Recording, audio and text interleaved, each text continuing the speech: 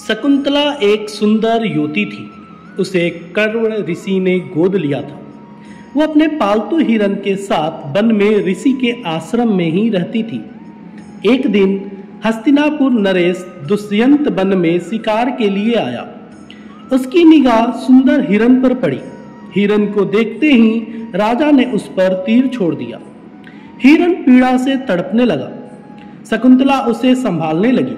शकुंतला को वन के पशु पक्षियों से बहुत प्रेम था। उसके स्वभाव ने दुष्यंत के मन को छू लिया। उसने शकुंतला से अपनी क्रूरता के लिए क्षमा मांगी।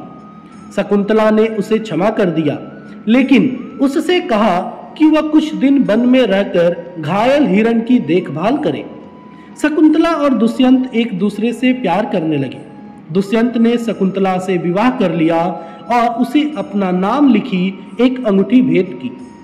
कुछ दिनों बाद राजा अपने राज्य लौट गया, लेकिन शकुंतला को उसने वचन दिया कि वो जल्द ही लौट कर आएगा और अपने साथ शकुंतला को भी ले जाएगा। एक दिन दुर्वासा ऋषि शकुंतला के आश्रम में आए।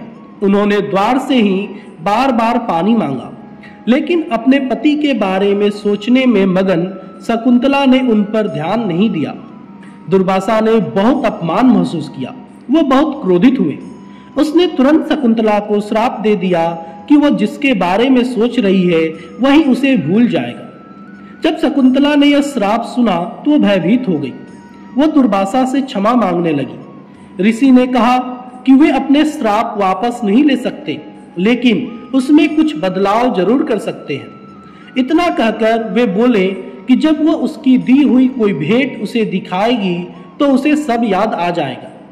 श्राप के असर से दुष्यंत शकुंतला को भूल गया। शकुंतला वन में उसकी प्रतीक्षा कर रही।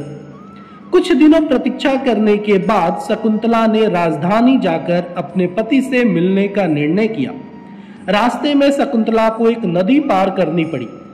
शकुंतला दुष्यंत की दी हुई अंगूठी उसमें गिर गई। एक मछली ने उस अंगूठी को निगल लिया।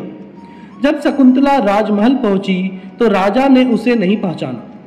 दुष्यंत ने शकुंतला से अपनी पहचान साबित करने को कहा। शकुंतला तो उसकी दी हुई अंगूठी खो चुकी थी। रोते रोते उसने राजा को वन में अपने साथ बिताए दिनों को याद दिलाने का प्रयास किया, लेकिन राजा को कुछ भी याद नहीं आया।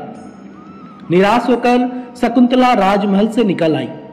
ग्लानि के कारण वो अपने पिता के आश्रम में नहीं लौटी। वो वन में ही किसी अन्य स्थान पर रहने लगी। वहीं पर उसने एक बच्चे को जन्म दिया। बच्चे का नाम उसने भरत रखा। भरत बहुत वीर बालक था। वो वन में पशु पक्षियों के साथ खेल कूद कर बड़ा होने लगा।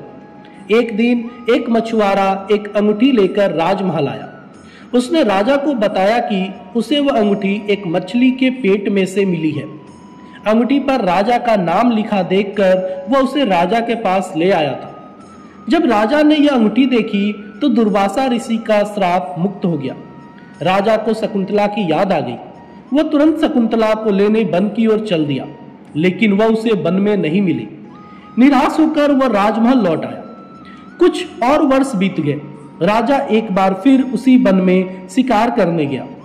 इस बार उसे वन में एक सुंदर बालक मिला जो शेर के बच्चे के साथ खेल रहा था।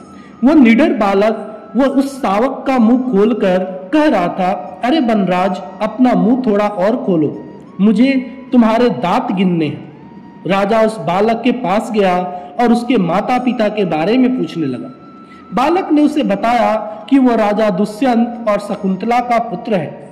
बालक दुष्यंत को शकुंतला के पास लेकर गया। दुष्यंत शकुंतला से मिलकर बहुत प्रसन्न हुआ। वह दोनों को हस्तिनापुर में ले आया। वह सभी वहां खुशी खुशी रहने लगे और भारत बड़ा होकर महान राजा बना। आपको ये कहानी कैसी लगी कृपया कमेंट बॉक्स में जरूर बताएं और चैनल को सब्सक्राइब करना न भूलें। धन्यवाद।